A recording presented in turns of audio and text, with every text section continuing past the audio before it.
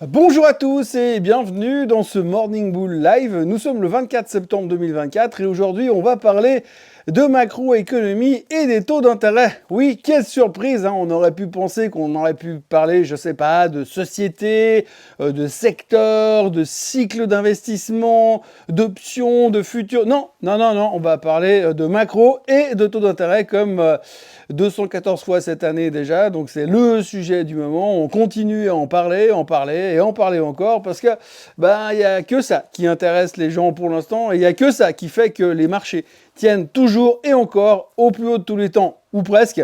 C'est pas le cas en Europe, c'est pas encore le cas sur le Nasdaq, mais à cette vitesse-là, ça ne saurait tarder. Par contre, le S&P 500 et le Dow Jones, hop, record historique. Oui, parce que l'emploi, il est très fort, l'économie est très forte et que la Fed, ils sont très gentils avec nous.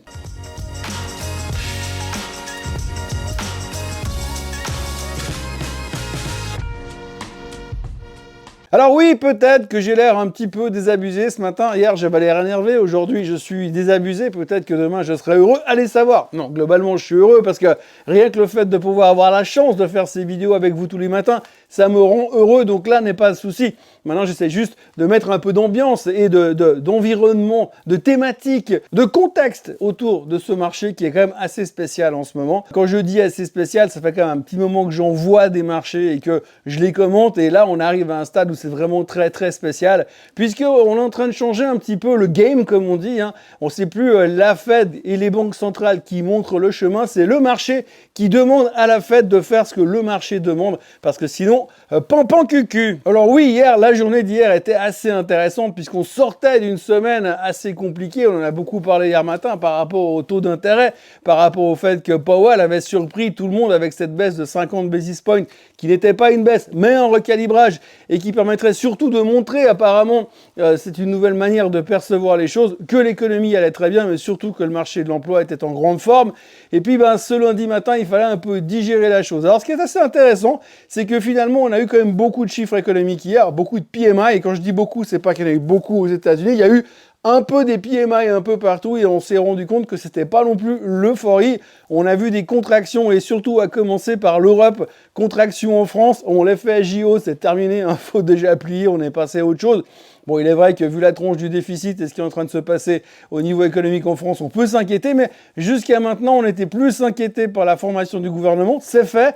Mais quand on entend les nouveaux clowns qui sont arrivés au gouvernement français, eh bien on se dit que c'est pas terminé. Et quand on voit où est le CAC 40 en termes d'aspect technique, franchement, on me dit qu'il casserait à la bêche, je serais pas hyper surpris. Sans compter que pour l'instant, vous avez quoi en France aujourd'hui? Vous avez des menaces d'augmenter les impôts. Vous avez un gouvernement qui est juste un gouvernement de branquignol. De toute manière, on ne sait pas combien de temps ça va durer. Quand vous écoutez les commentaires de certains lors de la passation de pouvoir hier, c'est juste pathétique en France. À côté de ça, vous avez eu des downgrades massifs de la part de Bank of America sur tout le secteur du luxe. Tout le secteur du luxe a été downgradé dans tous les sens. Hermès, LVMH, Kering, Richemont, Burberry, tout le monde y est passé, tout le monde y a eu droit. Il faut voir qu'entre le début de l'année où les gens ont vendu leur grand-mère pour acheter du LVMH et aujourd'hui, c'est plus vraiment la même thématique. Et donc, on est extrêmement méfiant sur la France qui se retrouve de toute façon à des niveaux relativement critiques, même si hier, on arrivait à passer en hausse, à terminer la séance en terrain positif,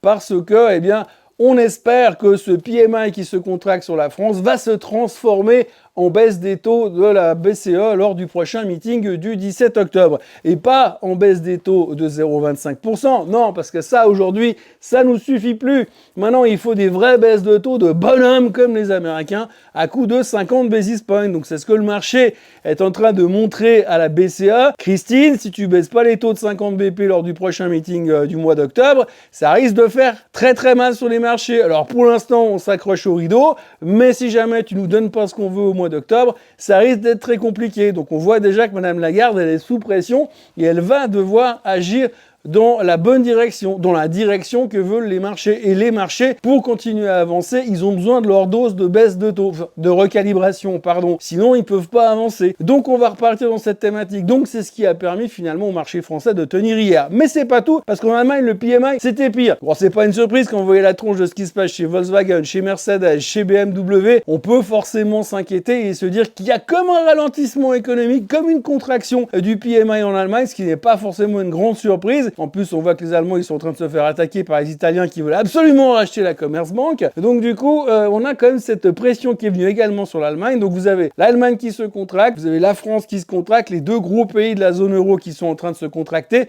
et ils contractent pas les abdos, hein, ils contractent l'économie. Résultat, eh bien, on peut s'attendre fortement à une baisse des taux de 50 basis points le 17 octobre, et c'est ce qui est en train d'être pricé. Maintenant, la moindre déception ou le moindre commentaire qui pourrait venir de la BCA ou de Madame Lagarde qui dirait ah non, non, non, non, moi je baisserai pas les taux de 50 basis points, alors là, ça risque d'être salut, bam, bam, deux claques, couché au lit, et tu reviens quand tu auras fini ton dessert. Donc les marchés européens ont tenu le coup parce que les chiffres économiques étaient mauvais, et donc ça veut dire in extenso que la BCE allait les soutenir lors du prochain meeting. C'est le truc assez résumé, c'est un peu basique, hein, j'aurais pu vous dire ça en 12 secondes, mais je voulais un peu développer, sinon ça fait un petit peu un raccourci. Bref, les marchés européens montent parce que la BCE va baisser les taux de 50 basis points et ils comptent là-dessus. Et les Américains, ils ont fait un peu la même réflexion. Hein. Eux, ils se sont dit, lundi matin, en arrivant au bureau, on avait à peu près une vingtaine de pourcents de chances de voir les taux baisser de 25 points de base d'ici le mois de novembre.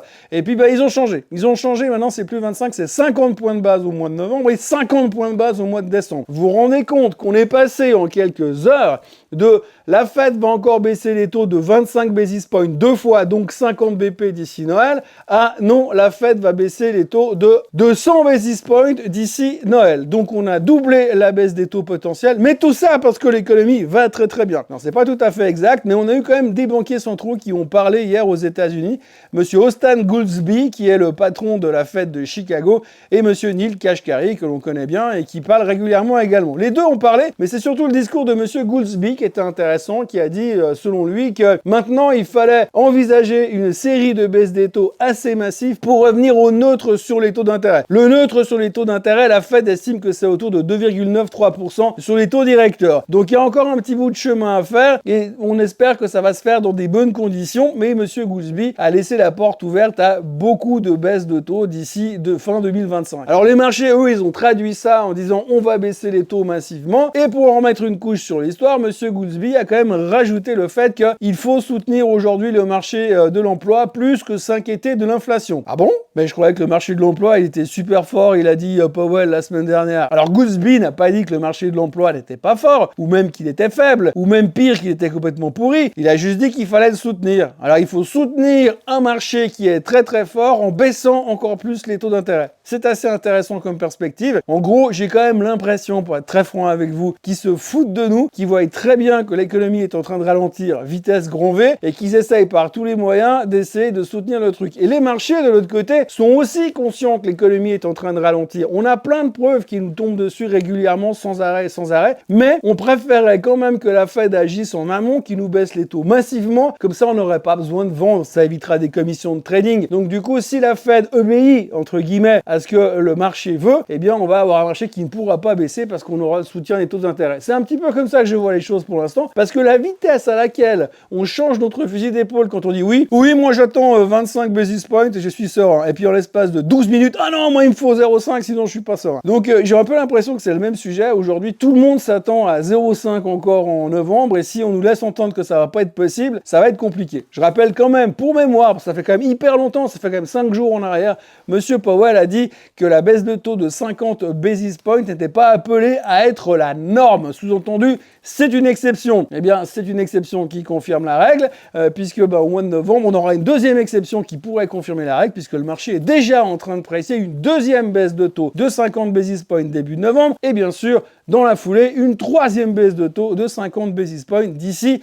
décembre. Tout ça dans une économie qui est super forte, avec un marché de l'emploi qui cartonne. Franchement, faut que j'aille chercher un bouquin d'économie et que je recommence la lecture parce que j'ai dû rater un truc. Bon, c'est vrai qu'en général, je m'endors à la page 4, mais quand même, il y a un truc qui a l'air de bloquer dans la réflexion logique liée à la corrélation entre les taux d'intérêt et l'état de l'économie. En tous les cas, ceci permet au marché de tenir le choc et de continuer à avancer, ce qui était assez impressionnant hier soir. Donc, en gros, les marchés ne baissent plus parce que jumbo rate cut sur jumbo rate cut. Et puis alors, pour rajouter une couche sur toute cette thématique fantastique de recalibration des taux, eh bien, les Chinois ont fait pareil ce matin. La Banque centrale chinoise vient de couper massivement les taux de 50 BP en disant qu'ils étaient là pour soutenir l'économie et qu'il y aurait d'autres mesures qui allaient suivre pour rebooster l'économie et permettre de stabiliser les marchés boursiers. Bref, l'enthousiasme est de mise en Chine. Ce matin, Hong Kong explose, Shanghai explose. Ils font comme les Américains. Eux aussi, ils baissent les taux parce que si les Américains ont déjà une économie qui est très forte, en baissant les taux massivement, sachant bien sûr que ça ne va pas faire remonter l'inflation, ils vont cartonner au niveau économique et les Chinois ils vont être en retard. Donc du coup, eh bien on pousse la machine en avant et les Chinois réagissent. Ça fait un moment qu'on attendait un stimulus un peu concret. Ça a l'air de se dessiner. C'est pas encore très clair, hein. Les contours sont pas très clairs, mais on a un brouillon de stimulus qui se dessine en Chine et qui pousse les marchés à la hausse ce matin. Aucune confirmation et ni quand on écoute un peu les analystes, les experts, les économistes ce matin, ils disent que ça ne suffira pas, mais enfin en même temps ils n'ont pas forcément vu le ralentissement à l'époque. Résultat, eh bien, on verra ce que ça donne. Je rappelle qu'il est quand même assez intéressant de voir que la plupart des banques d'affaires américaines ont coupé leur position sur la Chine il y a à peu près un mois et demi. Et depuis, ça fait que monter. Et avec ce qui vient de se passer ce matin, ça continue de monter encore. Autrement, le baril traite autour des 71-72 $ sur le WTI, malgré le fait que c'est l'escalade au niveau militaire entre Israël et le Hamas, Israël qui est en train de bombarder le Liban massivement. On notera au passage que Joe Biden a annoncé hier qu'il s'était mis à fond sur le sujet et qu'il allait bosser sur le fait de trouver une solution pour empêcher l'escalade de la guerre. Il ne lui reste plus qu'à retrouver le bureau aval de la Maison-Blanche, mais il cherche et on espère qu'il va trouver des solutions pour calmer le jeu là-bas. L'or est à 2660, le Bitcoin a buté sur les 65 000 encore une fois et revient de nouveau ce matin en direction des 63 000 pour trouver l'énergie pour aller casser plus haut, on espère cette fois. On notera aussi, suite à la nomination du nouveau CEO de Nike,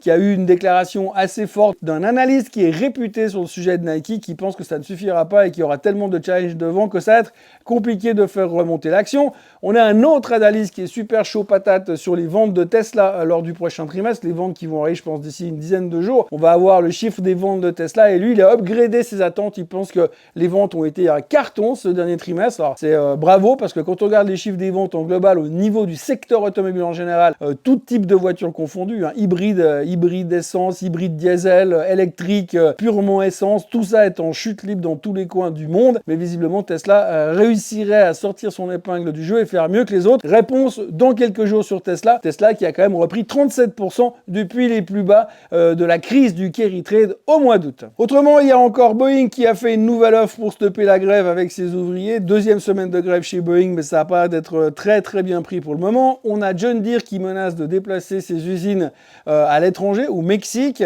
Et dans la foulée, Trump en a profité pour dire que si John Deere déplaçait ses usines au Mexique, il mettrait 200% de tarifs douaniers à l'entrée de tous les véhicules, y compris les tracteurs. Résultat, ce serait un peu embêtant pour John Deere quand il voudra revendre ses tracteurs aux États-Unis. Bref, il reste juste qu'à que Trump réussisse à être élu, ce qui n'est pas encore tout à fait gagné. Côté chiffres économiques, aujourd'hui, nous aurons l'IFO en Allemagne, donc le business sentiment en Allemagne. Ça devrait être juste complètement pourri, sans aucune surprise par rapport aux derniers chiffres qui ont été publiés et la situation actuelle en Allemagne. Mais c'est pas grave parce que tout mauvais chiffre, eh bien, enclenchera la possibilité de voir une baisse des taux, une recalibration des taux de 50 points de base dès le prochain meeting de la BCE. Même punition aux États-Unis, Consumer Confidence, confiance du consommateur qui sortira cet après-midi. Là aussi, toute déception sera remplacée par il faut baisser les taux pour soutenir l'économie. Donc on a trouvé un peu notre moyen de contrebalancer le système pour l'instant. On est conscient, et j'en suis persuadé au fond de nous, qu'on sait qu'il y a des problèmes, qu'on voit que l'économie ralentit en général et que ça rigole plus autant qu'il y a 18 mois en arrière. On en est convaincu.